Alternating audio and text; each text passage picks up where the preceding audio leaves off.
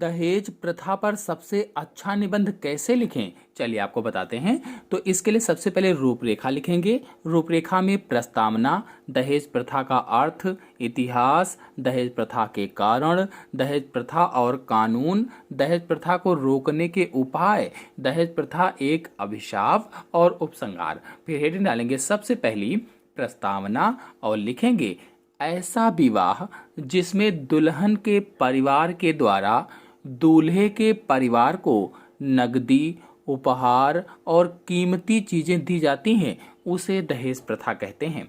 प्राचीन काल से ही दहेज प्रथा हमारे समाज में प्रचलित है। यह बेटियों को आत्मनिर्भर और आर्थिक रूप से स्वतंत्र होने में मदद करने के रूप में शुरू हुई थी।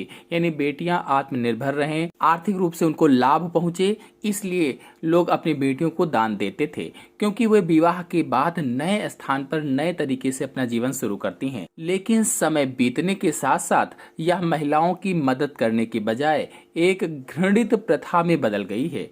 अब उपहार दूल्हा और उसके माता पिता रिश्तेदारों को दिए जाते हैं।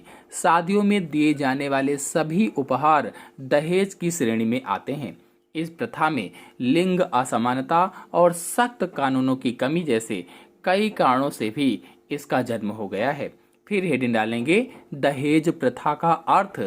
तो शादी के दौरान लड़की के परिवार द्वारा रुपए, संपत्ति, आभूषण और अन्य कीमती चीजें दूल्हे के परिवार को देना ही दहेज प्रथा कहलाता है।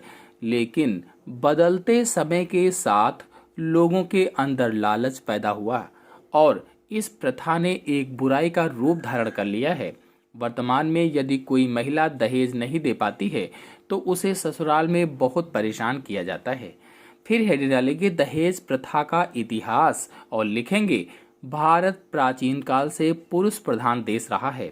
इसी वजह से हमारे देश में महिलाओं का शोषण होता है और उसी शोषण का एक रूप दहेज प्रथा है।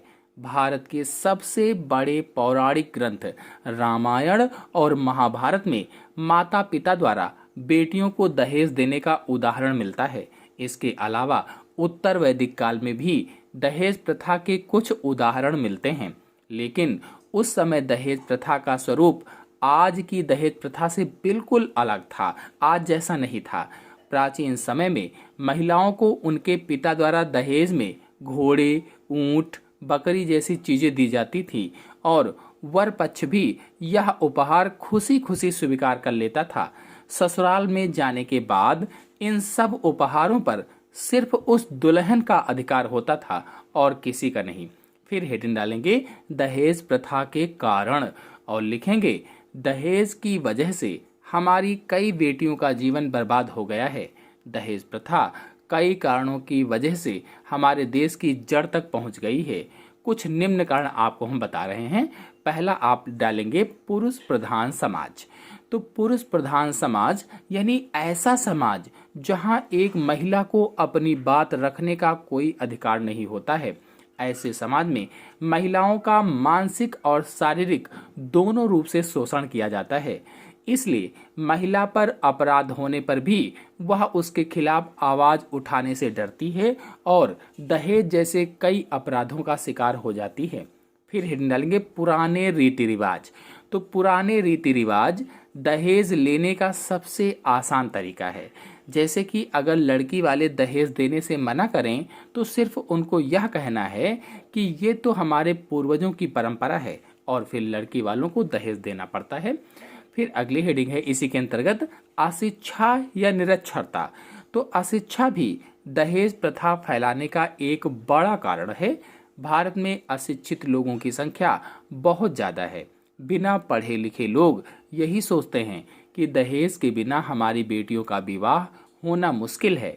अशिक्षित लोग दहेज को अपराध नहीं बल्कि पति का अधिकार मानते हैं, इसीलिए दहेज प्रथा चल रही है। फिर दहेज के अन्य कारणों में हर पुरुष एक खूबसूरत महिला को अपनी पत्नी के रूप में देखना चाहता है। लेकिन अगर किसी महिला का रंग सांवला है या उसके शरीर में कोई कमी है तो लड़के वालों को दहेज की लालच देकर उनका विवाह किया जाता है।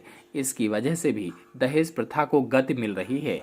फिर नेक्स्ट हेडिंग है दहेज प्रथा और कानून।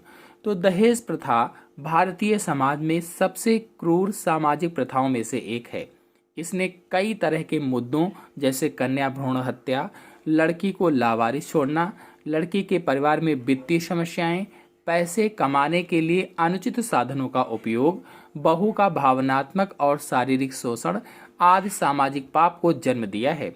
इस समस्या को रोकने के लिए सरकार ने दहेज को दंडनीय अधिनियम बनाते हुए कानून बनाए हैं।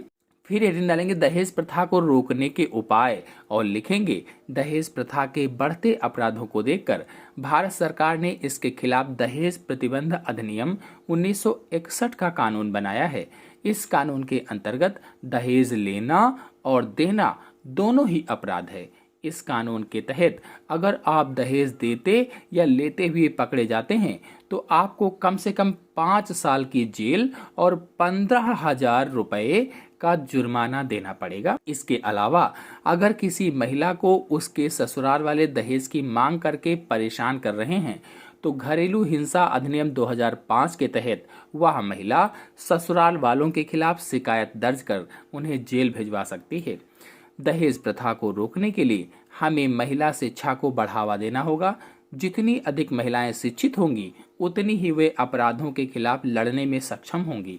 एक पढ़ी लिखी लड़की कभी दहेज नहीं देगी, और चाहे वह बेटी के रूप में हो या फिर सास के रूप में। इसके साथ साथ हमें लड़का लड़की में भेदभाव बंद करके देश में लैंगिक समानता लानी होगी।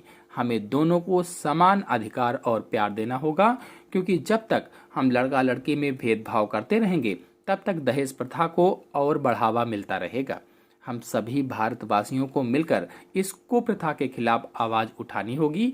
इसके साथ साथ हमें लोगों को समझाना होगा कि दहेज सिर्फ एक प्रेम का उपहार है, जबरदस्ती से खींच लेने वाली संपत्ति नहीं। तभी हम दहेज को जड़ से खत्म कर सकते हैं। फिर हेडिंग डालेंगे दहेज प्रथा एक अभिशाप, या दहेज प्रथा का दुष्परिणाम भी आप यहाँ पर हेडिंग डाल सकते हैं इसी को, और लिखेंगे आज एक माता पिता को अपनी बेटी की शादी के लिए दहेज में धन और अन्य कीमती भेंट उपहार देने पड़ते हैं। अगर दहेज में धन और तोहफे नहीं दिए जाते हैं तो ससुराल में लड़कियों को मारा जाता है। इस तरह आज के आधुनिक युग में दहेज प्रथा एक अभिशाप बन चुका है। बदलते समय के साथ लोगों के अंदर लालच पैदा हुआ है और इस प्रथा ने एक बुराई का रूप धारण कर लिया है। वर्तमान में यदि कोई महिला दहेज नहीं दे पाती है तो उसे ससुराल में बहुत परेशान किया जाता है। आए दिन हम दैनिक समाचार में देखते हैं कि दहेज के लिए एक महिला को जिंदा जलाकर मार दिया जाता है या उसे कहीं ले जाकर के हत्या कर दी जाती है। आज के समय में ऐसी घटनाएं काफी तेजी से बढ़ रही हैं। फिर हेडिंग डालने के उपसंहार और लिखेंगे दहेज प्रथा ने कई हंसते खेलते परिवारों को खत्म किया है और कई जिंदगियों को उजाड़ा है। दहेज हमारी भारतीय संस्कृति का एक बड़ा कलंक है। अभिभावकों को समझना चाहिए कि दहेज के लिए धन बचाने के बजाय उन्हें अपनी लड़कियों को शिक्षित करने के लिए खर्च करना चाहिए। दहेज मांगना या दहेज देना दोनों ही भारत में गैर कानूनी और दंडनीय अपराध हैं। इसलिए ऐसे किसी भी मामले के विरुद्ध शिकायत की जानी चाहिए। शादी आपस का संबंध होता है, दोनों परिवारों को मिलकर साझा खर्च करना चाहिए, तभी सुखद विवाह तथा देश से दहेज प्रथा हमेशा के लिए समाप्त हो जाएंगे। इसी के साथ आप सभी लोगों को धन्यवाद।